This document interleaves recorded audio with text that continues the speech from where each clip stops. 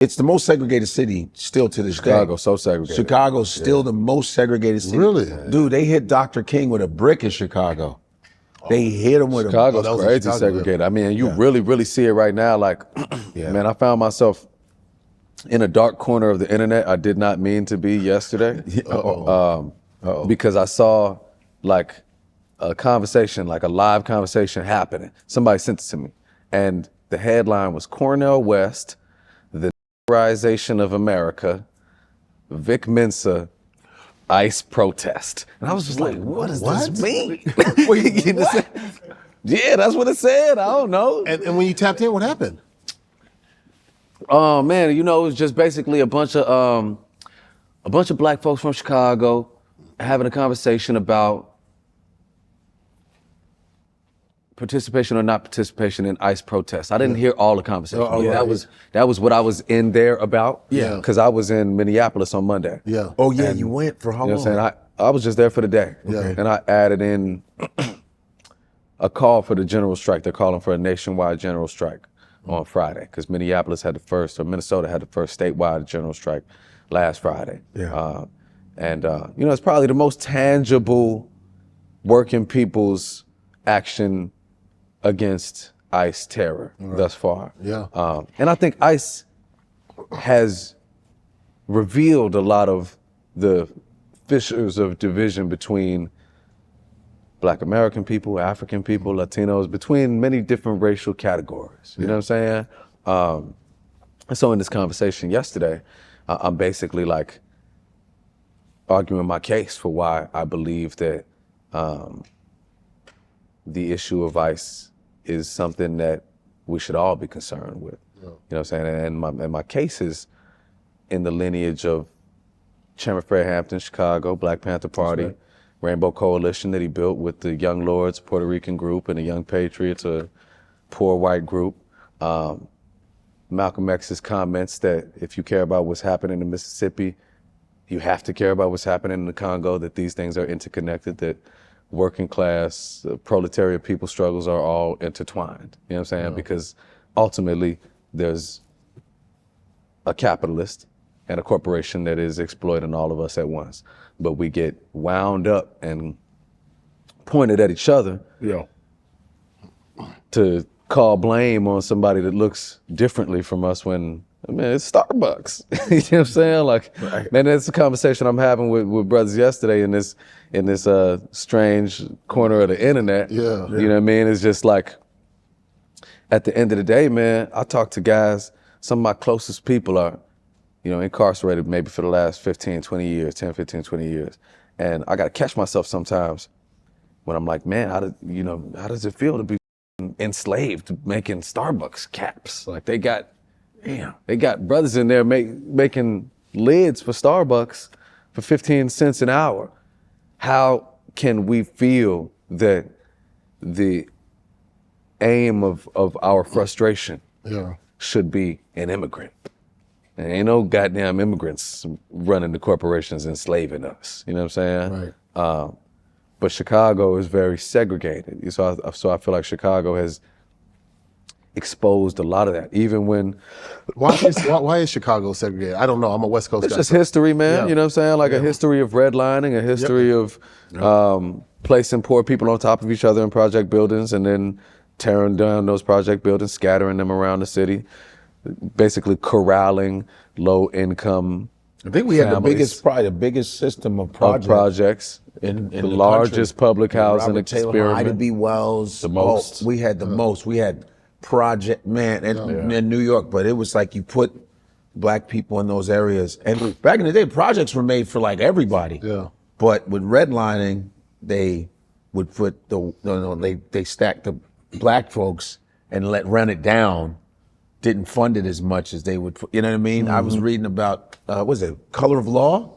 That book by Robert, it's really good about redlining. I gotta peep that. And one of the first cities to redline was San Francisco. Word. San Francisco. I didn't know, I thought it was gonna be like, probably Chicago.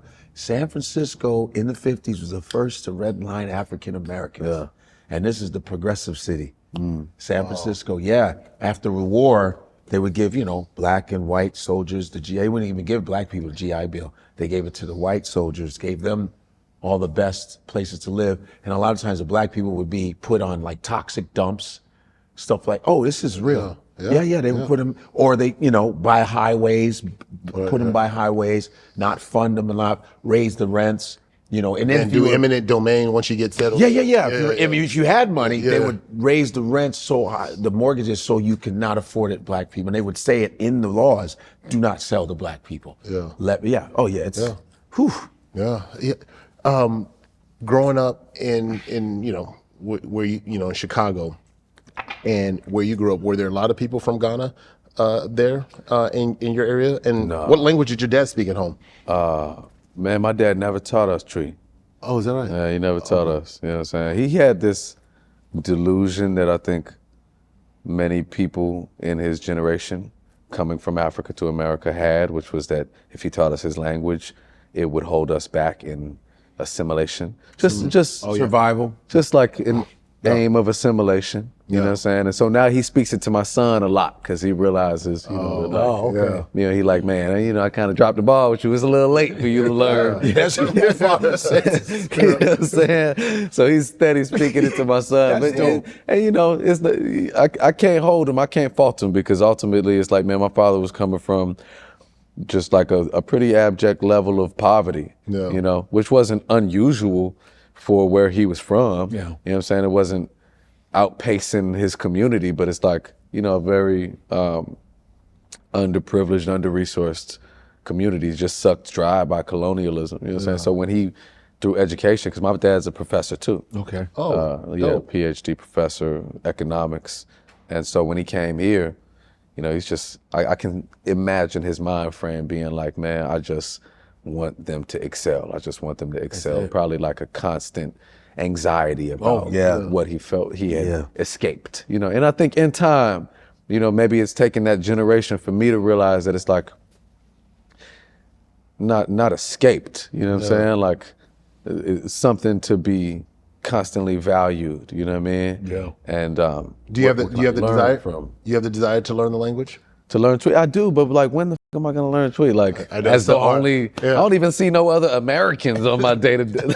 I be in my house alone. You know what I'm saying? Let alone Ghanaians. Conference coming. I definitely do have the desire, but I don't know when or how. Yeah, that's the only problem. It wasn't a lot of Ghanaians over by me neither. Like I got a few. A few of my homies were like dominant. A few of my homies is Ghanaian, and a few Nigerians too, but also I'm not from up where Godfrey's from. Like they got mad Africans in Uptown. Yeah, because he was like, he grew up in the United Nations. I'm from Hyde Park on the south side. There's not like a lot. Yeah, it was the most, I think it was like Guinness Book. It was like the most integrated in Chicago, this pocket. Because I didn't understand, because all my friends my next door neighbor were Cambodians. And they were off the boat coming from Cambodia, Laos, Vietnam. I had war kids that were my buddies. Yeah. Now they speak perfect English. None of them spoke English in class, but they knew math and were good at art. But when it came to reading, we'd be like, yo, chill, yo. Like, I ain't do it, but duk. Nah, man. All that duk. We ain't having that. We trying to read Dr. Seuss. You want some duk. Dr. Seuss. Like, well, greenhead ham. Nah, man. Got it. Now they're like this. Now they're like, what's up, Godfrey? It's like this. You made fun of me when I know English now. But yeah, my parents, we would give them clothing. We would give my Vietnamese Laos friends clothing. These people were war children. Yeah. And there were gangs. There were Vietnamese gangs in our, they always had weapons on them. They were always fighters. All my friends always had something like, hey, man. This coming from Vietnam. But they were tough.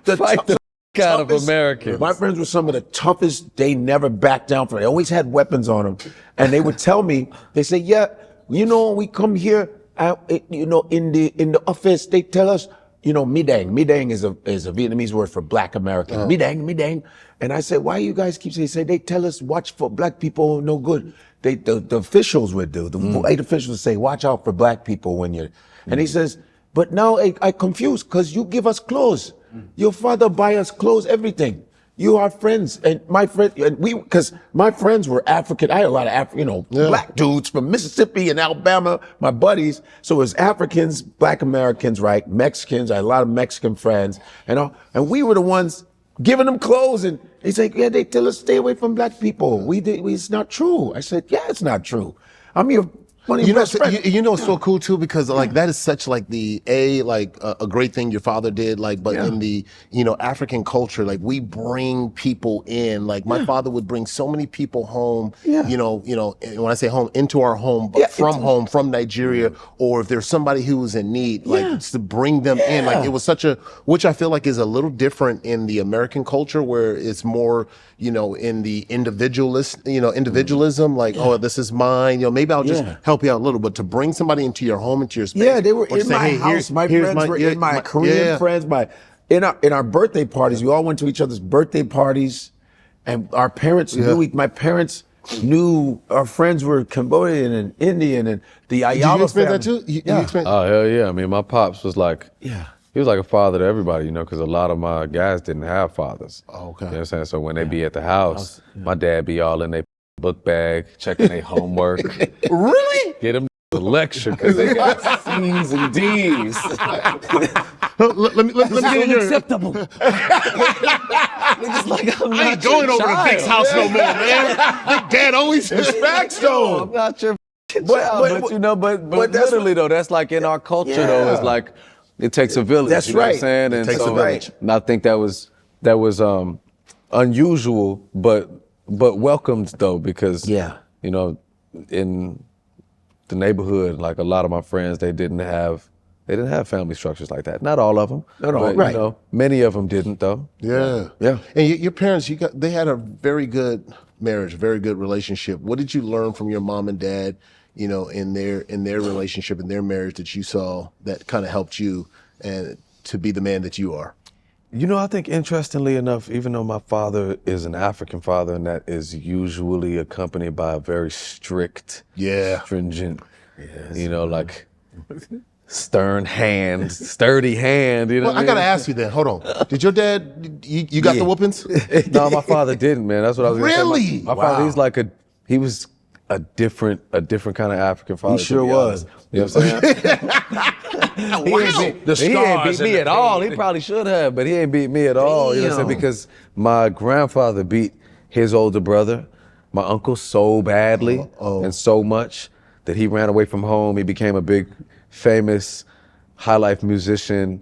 And, never came home until the weekend that my grandfather died. And so I think my grandma was always very, she was very intentional with my father to be like, never do that. You know what I'm saying? Because that destroyed. That impacted him. Yeah, that f***ed our family up. You know what I'm saying? Boy. You know what I'm saying? We got out. You up. I'm already knowing. Yeah. I had a brother that tried to run away. My dad caught him and whooped him in front of everybody, in front of the whole street. It was this runaway stuff. Like, that was stuff that you saw on TV. You get beat for running away. You tried to run away. This was outside. This was outside in the front. Yeah, yard sure. of everybody. Sure. But in my where I lived, 920 West Lakeside is still there. Every time I'm in Chicago, I drive by my old neighborhood all the time. In that building, man, everybody got whooped. We had Russians, Polish, because we have the most Polish people outside of Warsaw in Chicago. We have Pulaski Day on March 1st. So we know about Polish food. And so everybody's parents whooped their kids in the lobby. It was hearing it. You see Korean, and I knew, this is how I know what mother stop means in Korean. Oma, hajima, hajima. My buddy Hank was getting his whooped, and his mother was like, he's going, Oma, hajima, hajima. I said, yo, Hank, what is Oma, hajima? I said, it means mother stop. This is so everybody, all the You must have heard it a lot if you remember. We all got beat up. All our parents, you got in trouble. Everybody watched each other's kids. Like, they all knew each other in the building. It was fantastic, man. That's another 154 conversation in the books. We are bridging culture back to its roots. From Africa to the world, we're telling stories our way. So make sure you hit like, subscribe, and share your voice in the comments. This is 154.